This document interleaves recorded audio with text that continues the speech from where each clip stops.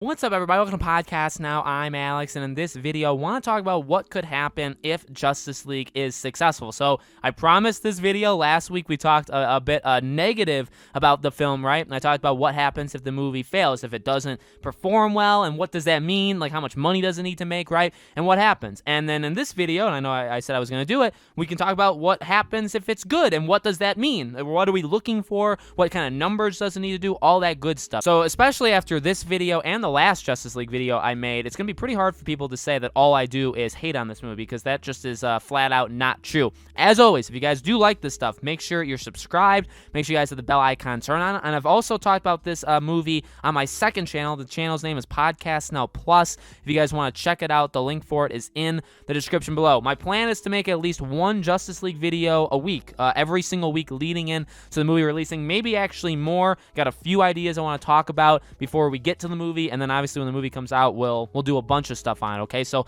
lots more stuff coming, but let's talk about this. I don't want to get too far into like movie projects that could potentially happen if this movie is successful, because I do want to make separate videos for that, and I may do that like the day after the movie comes out, stuff like that. But that's kind of the first thing, right? There's been a lot of confliction on, what happens if this movie, I wouldn't even say what happens if this movie is good or bad. Does Zack Snyder get more? That's pretty much the question a lot of people have asked, really ever since this was confirmed that HBO Max was doing this. People said, okay, well, they're giving him this. Are they going, like, do you continue? Is Warner Bros. Going to work with him? Like, how does that work? And it's been kind of all over the place. Over the last, I'd say, like 4 or 5 days, there was a story that he still wants to do the solo Batman movie, the Arkham Asylum one with Deathstroke. He still wants that. He wants to see it, okay? But then there was another one where he said that Warner Bros. Has no plans with him afterwards, that they aren't talking. He actually believes they don't want him to do more afterwards, right? So,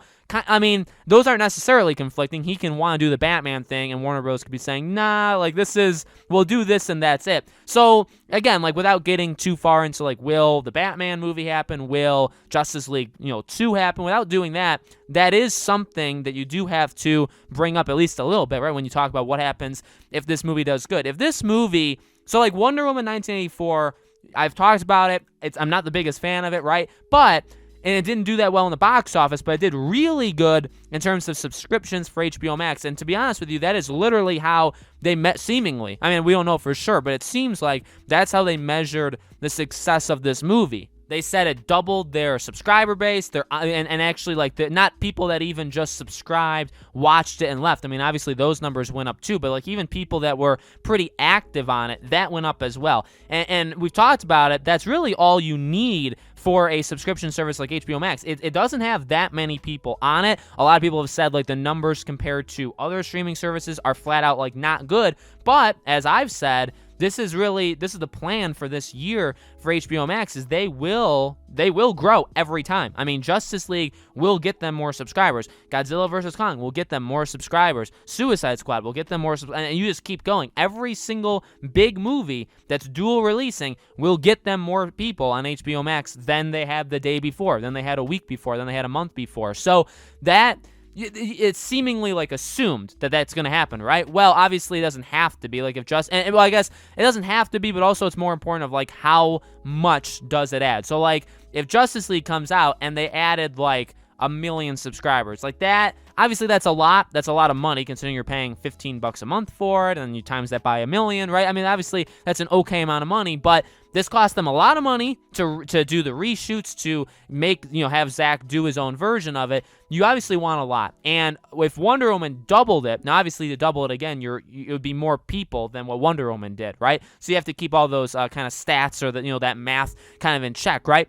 But I would say, as long as this doesn't, I'm not saying, like, okay, 3 million is the magic number, but if this gets 5, 6, 7, 8 million, however many million, subscribers on HBO Max, I feel like that's a success. It's also going to be in theaters. It's also, again, HBO Max still, I believe June is the month, right, where it's going to open up in a lot more territories, but still, for the next couple big movies, it's still not everywhere. In fact, it's very few places around the world have HBO Max. So if you're in certain places, you still have to go to the theaters to see this, right?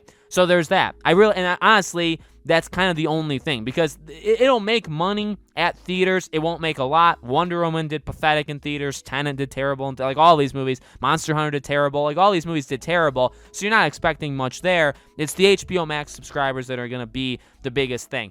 We've talked about quality. That's one of the things I mentioned last week is, well, if it doesn't get the subscribers, but it's good, or maybe it gets the subscribers, but it's bad, right? The opposite. Like, what does that mean? Well, again, like, so if the film is successful, you have to look at that too. If it gets subscribers, like a lot of them, it makes money, in theaters where it's out, and it's viewed positively, well, that's obviously the best case scenario, right? If it does okay in any of those categories, and not counting the category of, like, praise. So the praise one is separate here. So if money and subscribers are decent, they're not great, they're decent, but people just are, like, head over heels. Like, it's just the greatest thing they've ever seen, right? That's an interesting one, because it's like, okay, well, what do you do with that, right? You kind of just, like, applaud him, but, like, do you move forward with anything? I talked about it last week. If the movie fails, you look at the Ayer cut, you look at what Birds of Prey, that director's talked about, right? Like, you see movies around the world, really movies that have already come out. I'm assuming movies that will come out over, many, many years. Directors never really have the final say. They're very rarely, right? James Gunn obviously is proving that it is possible even within Warner Bros., but for the most part, they are hands-on, but they don't get to tell specifically, like 100%, their version of the product. And normally, comes down to other kind of decisions. And that's something that I think with Snyder being able to do this, a lot of people have looked at and said, well, I want, again, that's where the Ayer thing, right? It's like, well, he gets to do it. I mean, I want it, okay? And, obviously, it's something that directors probably should be able to tell their version of it. Again, it's something that everybody is under the same thing. So to give one person this opportunity is kind of actually unfair. I get it. We all get it, right? Because of how big this movie is, how big this movement is, right? But it is kind of unfair. So if it fails, obviously the other cuts around the the movie industry, I think are dead in the water. If it succeeds, I do think we get more stuff. To be honest, the biggest thing I could imagine happening, besides more stuff, besides maybe he's lying when he's saying like, well, they don't really want to work with me, we don't have any plans. Maybe he's lying, and maybe a week after this movie comes out, it's doing all these numbers. They say we added like 10 million new subscribers, all this stuff. People are loving the movie. They're like, yes, this is the version. Maybe they say, hey,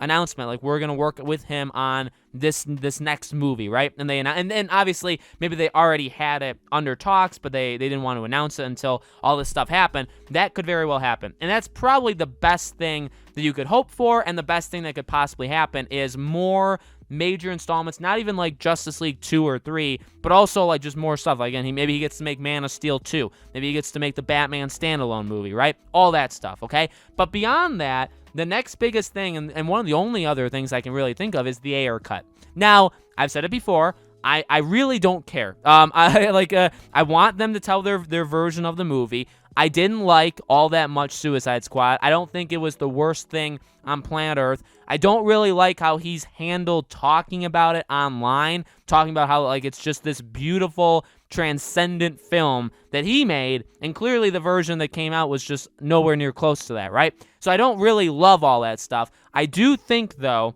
even though he's kind of been pretty rude to Warner Bros., and again, maybe it's warranted, right? He's been pretty mean to them. I do think if the Snyder Cut does good, they may look at him and say, okay, you're next. Let's do an HBO Max. Let's do your version of Suicide Squad.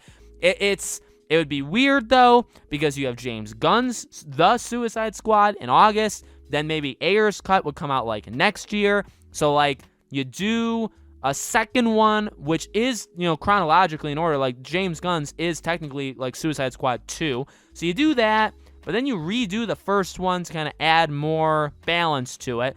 Kind of weird, again, overall, but obviously it's kind of weird to do this Justice League thing in the first place, right? But to me, that's the biggest thing. I really do think there could be talks behind the scenes with Zack Snyder to do more stuff, and they're just not saying it. That's the best case scenario, but beyond that, I do think the Ayer cut is the next best thing. Well, best is subjective, but the next thing that could happen if this movie does really well, okay? So let me know, guys, in the comments below, what do you think? What do you think needs to happen for this movie to do quote-unquote good, right? What does that mean to you guys? What do you think happens, with other movies, with the Ayer cut, all that stuff, if this movie does do well, let me know. As always, make sure you guys are subscribed. Make sure you have the bell icon turned on so you know all these videos go up. Again, if you guys want to subscribe to my second channel, Podcast Now Plus is its name. I've covered this movie over there as well. More Justice League videos coming every single week, and so I hope to see you guys there.